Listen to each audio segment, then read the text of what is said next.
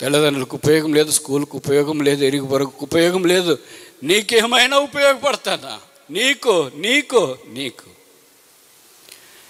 మధ్యాహ్నం చెప్పాలని కోరేది ఏంటంటే, గాడ్ హ్యాజ్ నో డస్ట్బిన్. వీళ్ళు ప్రతి ఇంట్లోన డస్ట్బిన్ ఉంటుంది. కిచెన్లో, ఆఫీస్లో, ఎక్కడైనా డస్ట్బిన్ ఉంటుంది. డస్ట్బిన్ ఉందంటే అర్థం చెత్త కుండి. చెత్త ఉంది మా ఇంట్లో, చెత్త పడుతుంది మా ఇంట్లో. అది వంటగదే కావచ్చు, బయటే కావచ్చు, ఆఫీసే కావచ్చు, మందిరమే కావచ్చు, ఎక్కడైనా కానీ చెత్త కుండీలు ఉంటాయి. ఒకే ఒక్కడి దగ్గర చెత్త కుండీ లేదు. ఒక్కడి దగ్గర చెత్త కుండీ లేదు. He has no dustbin. His name is Jesus. ఆయన పేరు యేసు. చెత్త కుండీ లేదంటే అర్థమేంటి? నాకేది ఎంత పనికిరాంది కూడా నిష్ప్రయోజనం కాదు.